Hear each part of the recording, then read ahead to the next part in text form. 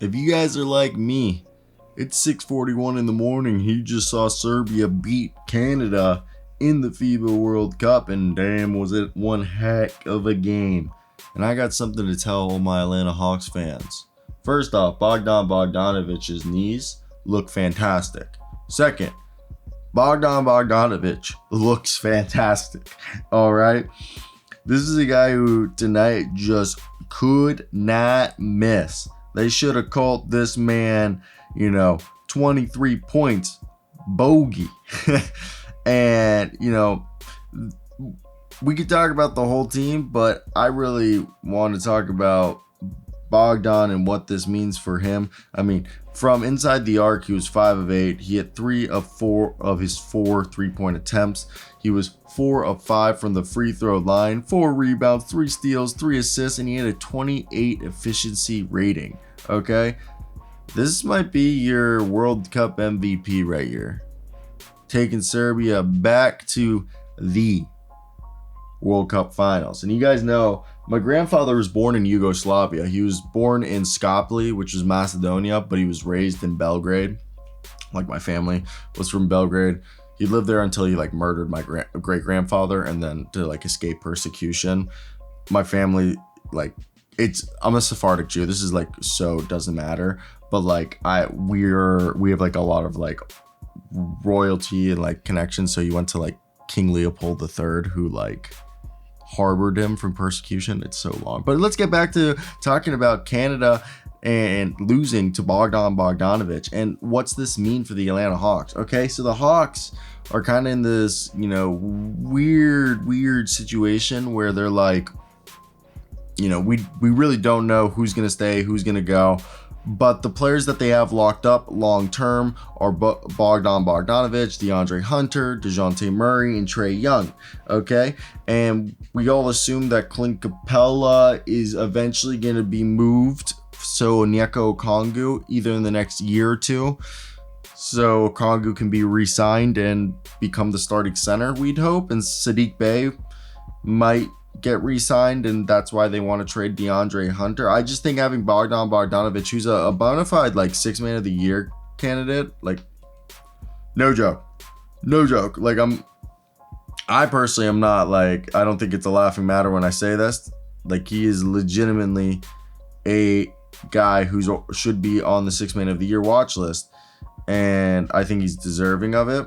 Now, I do think it's interesting to see what's going to happen with all this and why, because I want to know if will Bogdan's knees hold up, because right now they look good. And I tweeted at Kevin Schonard hey, Bogey's knees look good, and he liked the tweet. And Bogey, over the last few seasons, all right, he's played 54 last year, 63 the year before, and 44. Playing about 29 minutes a night, averaging 15 points a game, shooting 40% from 3, 4 rebounds, 3 assists, a steal a night, solid as hell basketball player. But we'd be lying if we didn't admit and say that, dang, I wish that he played a bit more. Because, let's be honest, so far through his career, he's only played 157 games in 3 years with the Atlanta Hawks. So, I don't know. I want to definitely hear your thoughts, because I'm intrigued by the situation. I know it's not ideal, to say the least, but I'm definitely shocked to see how this is all playing out, because I thought Bogey's career was actually on a downward trajectory. I honestly was one of those people who was guys, the knees are shot, we got to move on, okay, but I'm wrong. I'm willing to admit that I was wrong. All right, that I could have been wrong right here, and that Bogey still got time, man. And I'm excited. What's gonna happen over the next few months, years, seasons. He definitely, if they were looking to trade Bogdan Bogdanovic, the Atlanta Hawks definitely now have themselves a guy who is definitely tradable, which I think they wouldn't mind. I don't think they would mind knowing that I think teams were always probably interested in Bogey, because Bogey, again, I just read you off his stats. When he plays, he's like hyper efficient, and I think that just can't go understated how efficient of a basketball player he is. So for me, that's where I think the most joy is coming out of this. But I want to hear your guys' thoughts. What do you guys think? Was there anything else I could have mentioned that you guys would have liked to have heard?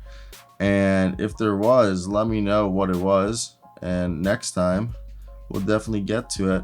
But yeah, I think it's fun looking at this. You know, you never think of stuff like this, but then when you do, when it comes across your mind, you're always just like, oh, like what's the outcomes of this, you know? What could happen because of this? And that's where I become curious. So I'm gonna head out, guys. I hope you guys did enjoy this video. Like, comment, and subscribe. But I'm gonna milk this for a few more minutes. With Bogdan Bogdanovic, do you think he is the future? Or they want to just move on? I mean, they're going to have a great opportunity to move on now if they need to, so I don't think there's anything to worry right there. But, alright. This is definitely a team that, if I had to say so, the Atlanta Hawks are a good roster. And the Serbian national team is a good roster. So for me, I think this all worked out for everybody. All parties involved. All parties involved benefited from this. So that's it. Let me hear your thoughts. I literally don't have anything else that I could feel like is worth bringing up. And we're just moving this to 8 minutes, because if you guys didn't know, like 8 minutes is like where you're supposed to do your YouTube videos. Supposedly I'm missing out on a lot of money by not going to 8 minutes. So that's what we're gonna do, so we can make this money. And I got like, how many more pages? 2, 4. I got 4 more pages to do of this proofreading of this magazine that I'm getting paid $30 an hour to proofread. So there's that. Welcome to college, ladies and gentlemen, or graduate school.